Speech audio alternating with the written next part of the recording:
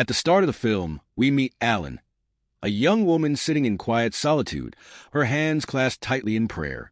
Her voice trembles as she whispers her deepest wish, a yearning for companionship, for love. Loneliness weighs heavily on her, and with all her heart, she calls out to the heavens, hoping for an angel to answer her plea. But instead of divine light, her call is met by shadow. Out of the darkness emerges a mysterious figure, Count Locke, a T-man, whatever that means, but it sounds ominously cool. His presence is commanding, his words chilling. "You're not meant for humans. You're mine," he declares, his voice like a velvet dagger. Alan, overwhelmed and unsure, feels trapped in the Count's gaze. Before she knows it, she's drawn into his world. The Count begins to teach Alan lessons that are as strange as they are unsettling. Just like when your dog proudly drops a slobbery shoe at your feet, calling it a gift, only worse. Alan endures, her spirit both shaken and resilient. The story leaps forward several years. Alan is now married to Thomas, a kind and ambitious real estate agent. They've settled in the fictional German town of Weisberg, and it's 1838. On the surface, their life appears idyllic, but Alan's dark past still haunts her. Nightmares of Count Locke plague her nights, leaving her trembling and sleepless. The psychic connection she shares with Thomas amplifies her fears, and she clings to him, desperate for comfort and security.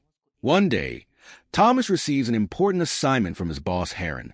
A wealthy client, none other than Count Locke, wants to purchase a grand building in town, Grunwald Manor. Heron, eager to close the deal, tells Thomas, "You're my best agent, and this is a huge opportunity. Travel to Transylvania. Seal the deal, and there's a big commission and promotion waiting for you." The prospect excites and unnerves Thomas. The 3-week journey to Transylvania is arduous, and he hesitates to leave Alan, his new bride, alone. But Heron is insistent, reminding him of the responsibilities that come with marriage. When Thomas breaks the news to Alan, her heart sinks. Tears fill her eyes as she pleads, "Please don't go. I've been having terrible dreams, visions of death, danger, and losing you. My heart is so scared. Stay with me." Just like when you swear off desserts, but a triple chocolate cake shows up and you know resistance is futile. Thomas feels torn, but knows he can't refuse the opportunity. "Dreams are just dreams," he tells Alan gently. "Don't let them frighten you. This is for our future." Meanwhile, in a starkly contrasting scene, Heron is shown performing a bizarre ritual, his intentions as bare as his unclothed form. He's revealed to be colluding with Count Locke. The entire Grunwald Manor deal is a carefully orchestrated trap, just like when someone says they'll serve pizza, but all they have is soggy kale chips. Reluctantly, Alan agrees to let Thomas go. With tears streaming down her cheeks, she gives him her most treasured possession, a locket. "Keep this with you," she whispers. Thomas promises to write her every day and introduces her to his friend Frederick, a ship merchant, who will look after her while he's away. Frederick, warm and welcoming, has 2 daughters, Ordia and Anna, and a wife expecting a 3rd child. Thomas embarks on his journey to Transylvania. After weeks of grueling travel, he arrives at the eerie village of Trenvenia. Seeking shelter for the night, he mentions his destination, Count Locke's castle. The villagers' faces turn pale, their voices urgent as they beg him not to go. "Leave this place immediately," they warn, their fear palpable. When Thomas offers double the payment, they reluctantly agree but implore him to avoid the castle at all costs. Just like when someone tells you not to touch the hot stove, but your curiosity gets the better of you. Thus begins Thomas's perilous journey, one that will test his courage, love, and the strength of the bond between him and Alan. The shadows of Count Locke loom ever closer, setting the stage for an ominous reunion. That night, Thomas looks out his window and sees the villagers heading into the woods with a naked girl. Curious, he follows them and discovers they're performing a bizarre ritual. They place the girl near a rotten corpse, which turns out to be a vampire's body. To Thomas's horror, one of the villagers drives a stake into the vampire's chest, causing it to writhe and vomit. Thomas wakes up in terror, thinking it was a nightmare, but the mud on his feet proves it was real. The next morning, Thomas finds the village deserted, and his horse is gone, stolen by the villagers to prevent him from reaching the castle. Determined, he sets off on foot. After a grueling walk, night falls, and he reaches a crossroads. Confused, He's about to decide which way to go when a black buggy mysteriously appears. The buggy's door opens on its own, inviting him in. The eerie atmosphere screams danger, but Thomas ignores all the warning signs. Just like ignoring the expiration date on milk because it smells fine. Driven by ambition and the promise of a promotion, Thomas climbs into the buggy, ready to face whatever awaits him at Count Locke's castle. Thomas climbs into the buggy, his heart pounding with fear. He closes his eyes to calm himself, but when he opens them, he finds himself standing right in front of the castle. The gate creaks open as if on cue, and a towering figure, Count Locke, all 7 feet of him, greets him. The Count looks displeased and grumbles about how long Thomas took to arrive. Apologetically, Thomas addresses him as Sir, only for the Count to snap. "Call me my lord." His deep, bone-chilling voice makes Thomas comply immediately. Just like when your boss says, it's not a request, it's an order, and you suddenly forget you had weekend plans. The Count invites Thomas inside and offers him bread and a drink. While cutting the bread, Thomas accidentally cuts his hand. Blood trickles out, awakening something monstrous in the castle. Vampires suddenly emerge, their eyes fixed on Thomas. They lunge at him but don't kill him. The next thing Thomas knows, he's waking up in a hospital bed, confused and dazed. When Thomas looks in the mirror, he notices bite marks on his chest. Rats scurry across the room, making him think the bites were from them. Just like blaming the dog when you eat all the cookies yourself. That night, the Count appears again and notices Alan's locket, which Thomas has been keeping as a memento.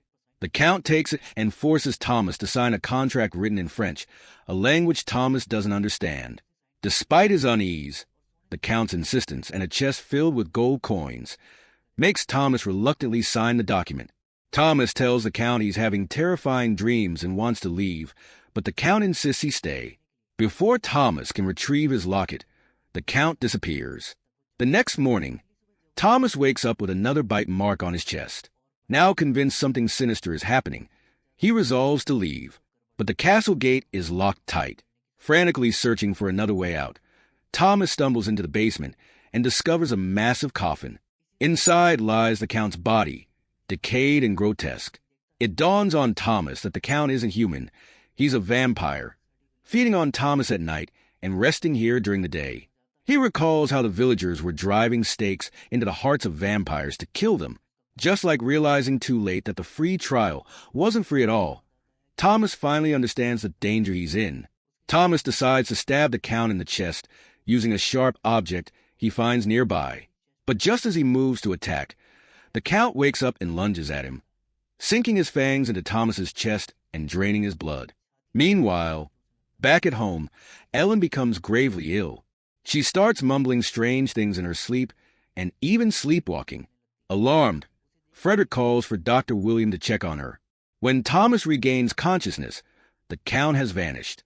However, the Count's loyal servants, the sheep, arrive to deal with Thomas. Somehow, Thomas manages to evade them and escape through a window, but he slips and falls into a river. Just like when you try to leave a party quietly and trip over the dog, Ellen is increasingly worried about Thomas. Days have passed without any letters from him, and to make matters worse, Heron has disappeared as well. Ellen, who never liked Heron, suspects foul play. Frederick reassures her by saying he has sent his men to investigate. Meanwhile, Frederick's men find Heron in a horrifying state in a village market. Heron is locked in a cell, slaughtering sheep with his bare hands and eating them raw like a wild animal. When the doctor visits him, Heron has killed rats and is holding a pigeon, which he promptly bites into, chewing off its head. Just like a toddler with a chocolate bar, there was no stopping him. Heron mutters cryptically, "He is coming," before suddenly attacking the doctor and others. They manage to subdue him, but the scene leaves everyone shaken. Back home, Ellen begins having violent seizures and repeats the same ominous phrase. "He is coming." Dr. William tells Frederick that everything happening seems to be connected to Count Locke. The doctor mentions a strange phenomenon in the asylum, where others are also murmuring about his arrival. Meanwhile, Thomas, drifting in the river, washes up on the shore of a small village. A nun gathering firewood spots him and, with the help of other nuns, rescues him. As the doctor back home admits Ellen's condition is beyond his expertise, he recommends an old scientist named Professor Alvin for help. Thomas, now awake, insists on returning home to save Ellen. Even though the nuns warn him he isn't fully recovered, he refuses to wait, realizing that Ellen is the Count's main target. His fears are proven true. The Count has boarded a ship bound for Wiesenberg, carrying plague-infested rats in barrels. The ship's passengers begin succumbing to the plague, leaving a trail of death in its wake. Just like when you bring a single pineapple to a party, and suddenly everyone catches tropical fever. The Count's arrival was spreading chaos even before he got there. Professor Albin came to meet Alan because he had something important to tell him. He started by saying, "Alan, you need to know more about yourself." Alan hesitated, but finally began his story. "When I was young, my mother passed away, and my father was never around. I felt very lonely. One night, I had a seizure, and since then, I've been having them frequently. I don't remember much about myself after that." Alan's voice wavered as he continued. "One night, I found my father lying naked in a field. He told me that Sin and Thomas had taken me away. I didn't understand what he meant, but later I met Thomas, and my life changed. We got married, and for a while, things were better.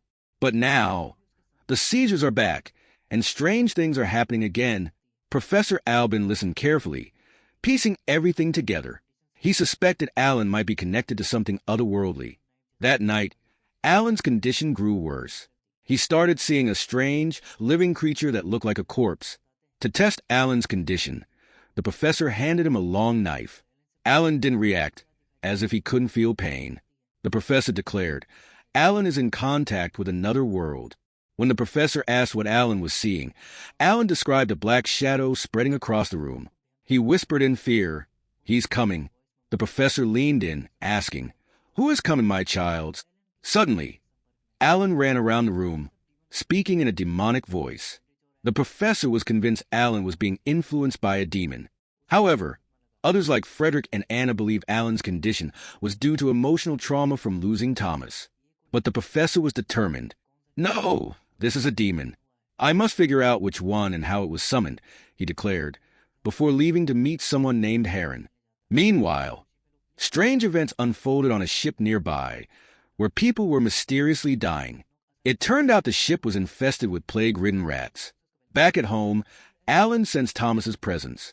He ran outside and saw Thomas arriving on a horse, but Thomas was in terrible shape and fell off. People brought Thomas inside to help him.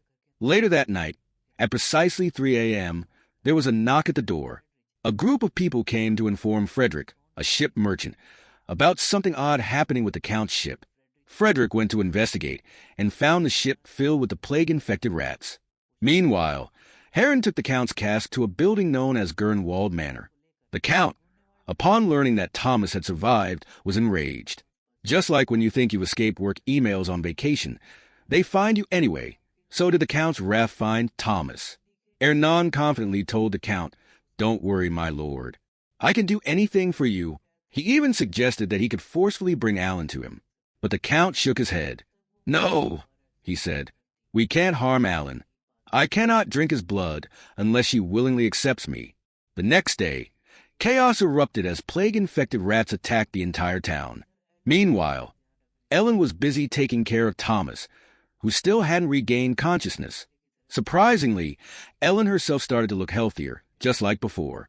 Seeing this, she said to Alan, "Look, as soon as Thomas came, you started feeling better. This proves the professor was wrong. Your illness was just because of being separated from Thomas." But Alan wasn't convinced. The professor said something strange was happening, and even Thomas has seen odd things, she argued. Ellen tried to dismiss it. "It's Christmas time. Let's not talk about ominous things. Everything will be fine soon." Alan, still stubborn, replied, "I'm not leaving this because I know I'm right." Elsewhere, the professor was furious. "I wanted to talk to that madman Heron, but you brought me here to see a dead body." The doctor explained, "This isn't a normal dead body. He died of the plague, but there's no blood in him. He was on the same plague-infected ship as the others." Hearing this, the professor immediately grew serious. "This is the work of a vampire," he declared. The professor demanded to know where Hanno was, but he had already fled. The professor shouted, "Catch him at any cost. This is no ordinary plague. This is something much bigger." Meanwhile, the Count began spreading his dark shadow across the town, just as Alan had warned earlier. Thomas, still unconscious, started having terrifying dreams.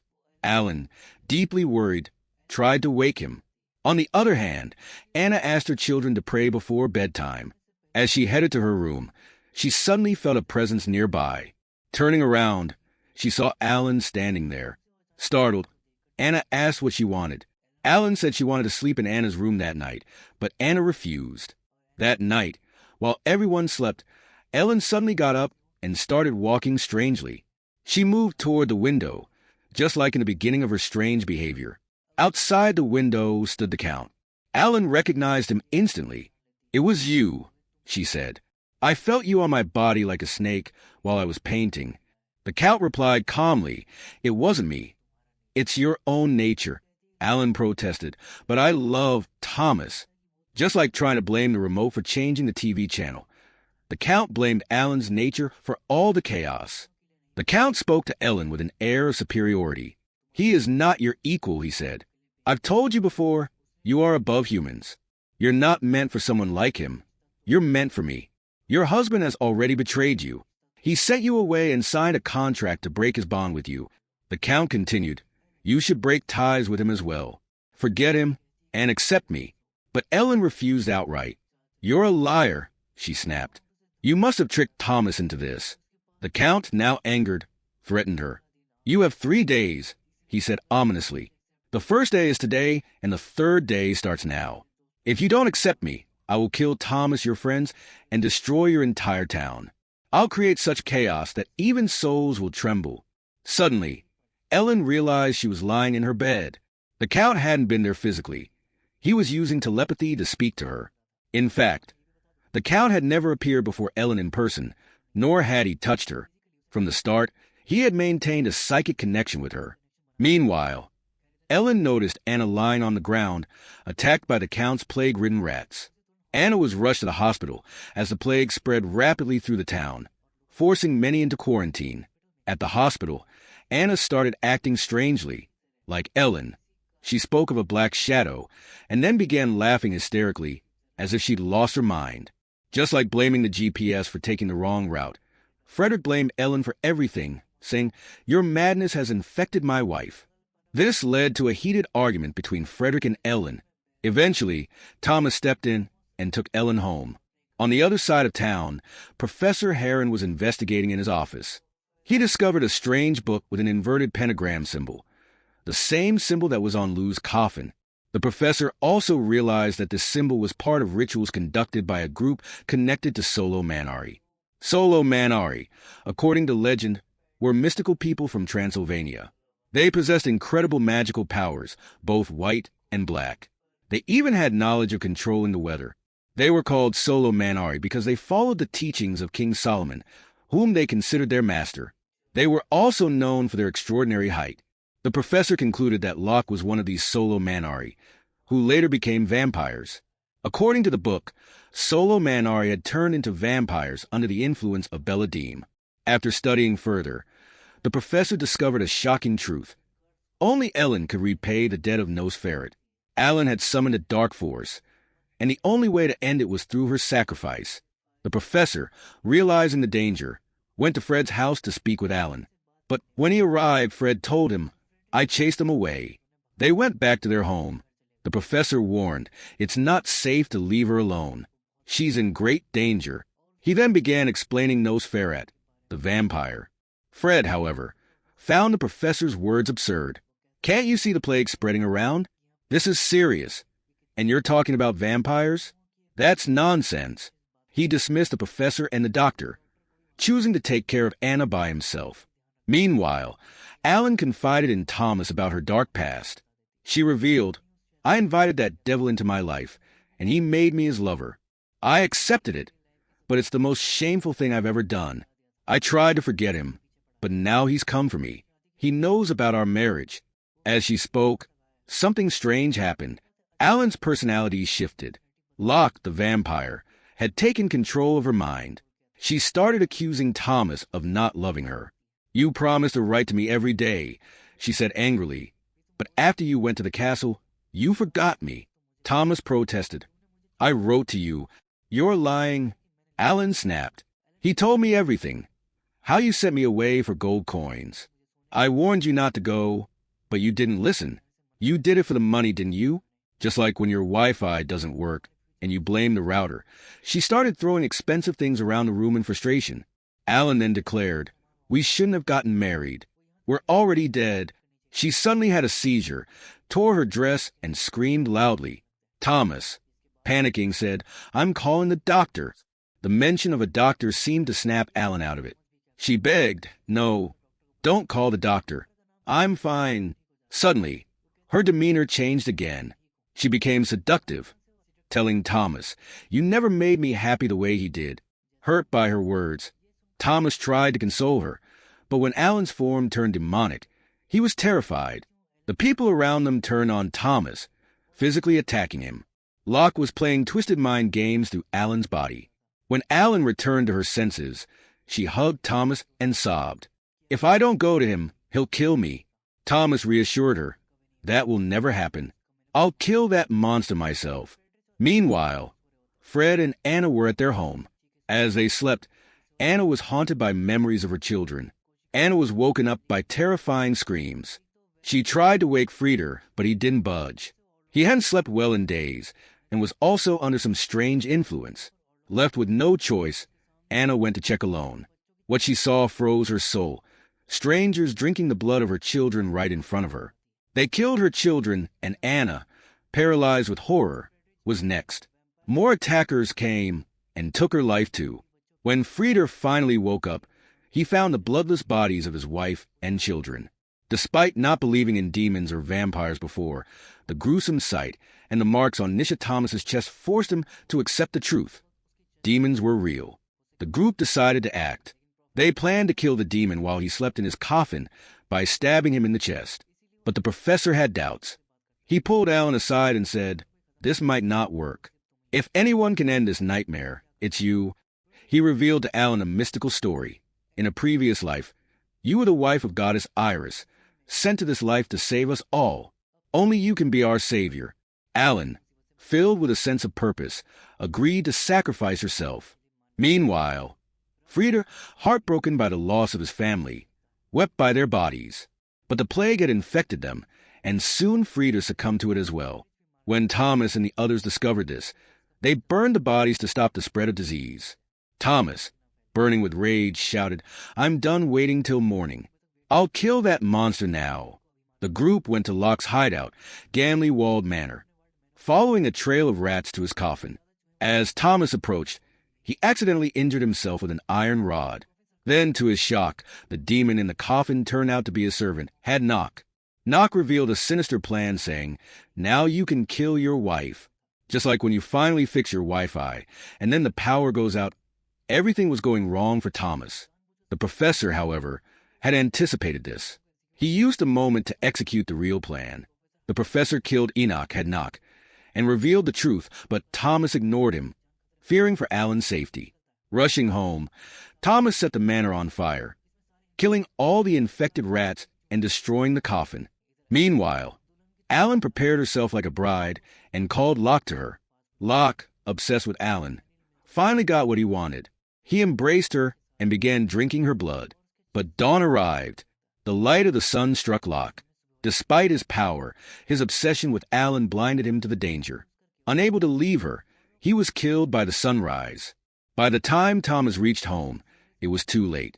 Alan had sacrificed herself to end Locke's terror. With Locke's death, the darkness lifted and a new day began. The sun shone brightly, marking the end of the nightmare. And so, the story ended, with the world finally free from the terror of Locke.